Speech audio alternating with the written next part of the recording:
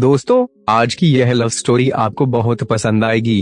अगर आपने अपने जीवन में किसी से सच्चा प्यार किया है तो इस लव स्टोरी को पढ़कर आपकी आंखों में आंसू जरूर आएंगे। मुझे उम्मीद है कि आपको मेरी यह लव स्टोरी बहुत पसंद आएगी। इस स्टोरी में मेरा नाम विक्रम है और लड़की का नाम प्रीति है। एक लड़की के प्यार में मुझे धोखा मिला था, लेकिन शायद आज भी उस लड़की और उसकी बातों को भुला नहीं पाया हूँ। तो आइए जानते हैं इस लव स्टोरी में मेरी पूरी कहानी। उस समय मैं कॉलेज में पढ़ाई करता था। आप लोग अच्छी तरह से जानते हैं कि कॉलेज में पढ़ाई कम बल्कि इश्क मोहब्बत ज्यादा होती है। अधिकतर लड़कों की लव स्टोरी की शुरुआत कॉलेज से ही होती है। मैं पढ़ाई में काफी होशियार था, लेकिन लड़कियों के मामले में भी कम नहीं था। कॉलेज में पढ़ाई करते हुए मुझे लगभग 1 माह बीत गया था। एक दिन मेरी मुलाकात प्रीति से हुई।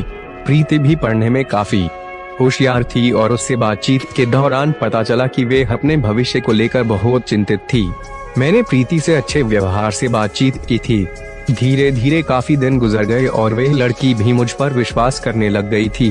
कई दिन गुजर जाने की वजह से हम दोनों अच्छे दोस्त बन गए थे। कॉलेज के सभी लोग हम दोनों को एक दूसरे का प्रेमी सोचते थे, लेकिन हकीकत में हमारे बीच दोस्ती के अलावा कुछ भी नहीं था। लगातार कई दिन साथ रहने की वजह से मेरा प्रीति से काफी लगाव हो गया था। मुझे अंदर से महसूस हो रहा था कि मैं प्रीति से प्यार करने लगा हूँ।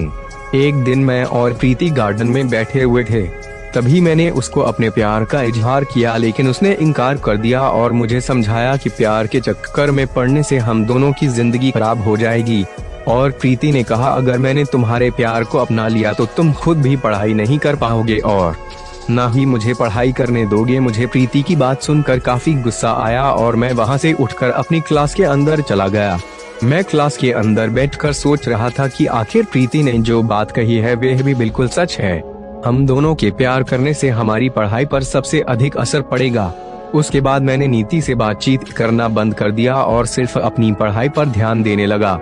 जब भी प्रीति मुझसे बातचीत करने की कोशिश करती तो मैं कोई ना कोई बहाना लगाकर वहां से निकल जाता था। मैंने सोच लिया था कि इस बार मुझे पूरी क्लास में पहले स्थान पर आना है और दिल और दिमाग से अपनी पढ़ाई करने लगा। एक दिन मैं क्लास के अंदर अकेला ही बैठा हुआ था, तभी प्रीति वहां आ जाती है और मुझसे बातचीत करने लगती हैं। मैं प्रीति की बातें सुन रहा था, लेकिन कोई भी जवाब नहीं दे रहा था। तभी प्रीति ने कहा, क्या यार, आज भी उस बात को लेकर नाराज हो रहे हो? मैं कहा, नाराज हूँ, लेकिन आजकल पढ़ाई के आगे बातचीत करने का समय ही नहीं मिलता है। प्रीति, जब भी मैं तुमसे बातचीत करने की कोशिश करती हूँ तुम अपनी नजरें चुराकर वहाँ से चले जाते हो। इसके बाद मैं और प्रीति फिर से दोस्त बन गए, लेकिन मैं पहले की तरह उससे हंसी मजाक नहीं करता था। सब कुछ अच्छा चल रहा था। एक दिन प्रीति अपने दोस्तों के साथ पार्क में बैठी हुई थी। मैं भी उनके पास पहुँच जाता हूँ।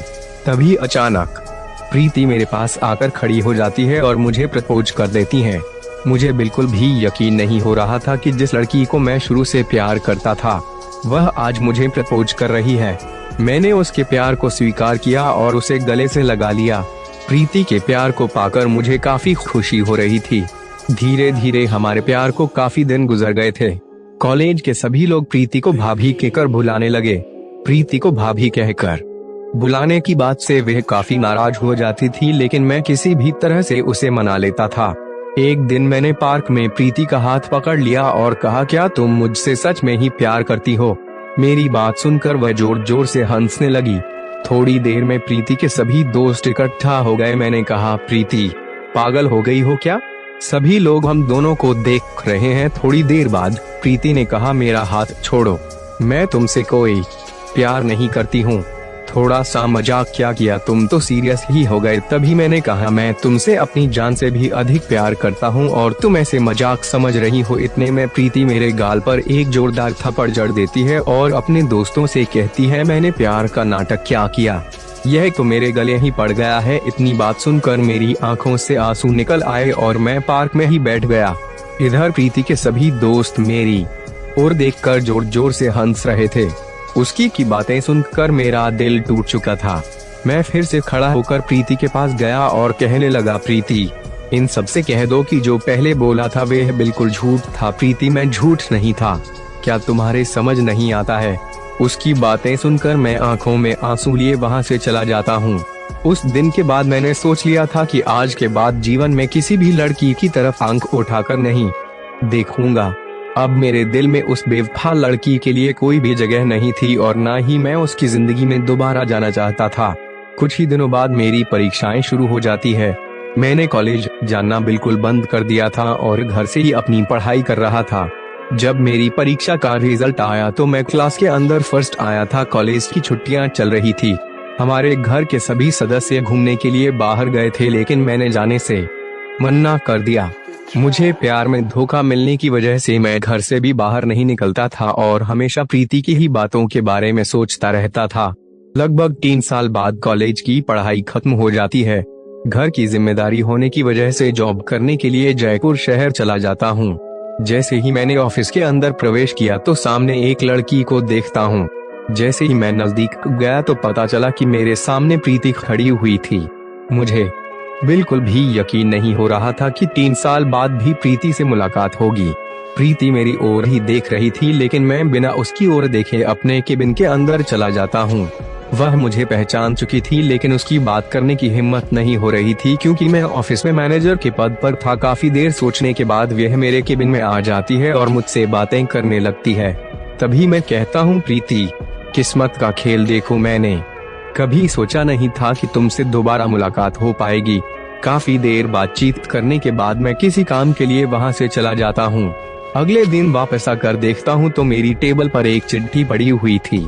मैंने चिट्ठी को खोलकर पढ़ा तो उसमें लिखा हुआ था, मेरे प्रिय विक्रम, मैंने कॉलेज के समय जो आपके साथ किया था वह माफी के भी लायक नहीं है, लेकिन हो सके तो मुझे माफ कर देना। मैं तुमसे बहुत प्यार करती हूँ। तुम्हारे कॉलेज छोड़ने के बाद मैंने कई बार तुमसे बात करने की कोशिश की, लेकिन तुम्हारा मोबाइल स्विच ऑफ ही आता था। तुम्हारे जाने के बाद मुझे एहसास हुआ कि सच्चा प्यार क्या होता है। मैं तुमसे दूर रहकर कभी भी खुश नहीं रह सकती, इसलिए मुझे अपने जीवन का हिसाब बना लो। तुम्हें पता नहीं कि मैंने तुम्हारे बिना एक एक पल कैसे निकाला है। मैं कल ऑफिस के कैंटीन में तुम्हारा इंतजार करूंगी। तुम्हारी प्रीति। चिट्ठी को पढ़कर मैं सीधे ऑफिस के कैंसिल पहुंच जाता हूं और देखता हूं कि कुर्सी पर प्रीति बैठी हुई थी। मैं सीधे प्रीति के सामने वाली कुर्सी पर जाकर बैठ जाता हूं और कहता हूं, मैंने तुम्हारी चिट्ठी पढ़ी है, लेकिन अब मेरे दिल में तुम्हारे लिए कोई भी जगह नहीं है, क्योंकि मेरी शादी हो चुकी है और मैं अपनी पत्नी से बहुत प्यार करता हूं। इस बात को सुनकर प्रीति की आंखों में आंसू आने लगे।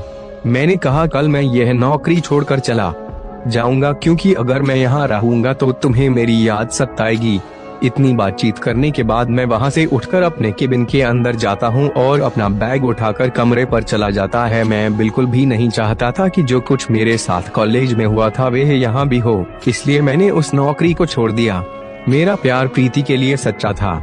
आज भी मेरे जीवन का सिर्फ एक ही असूल है, जिसने धोखा दिया उसको जीवन में कभी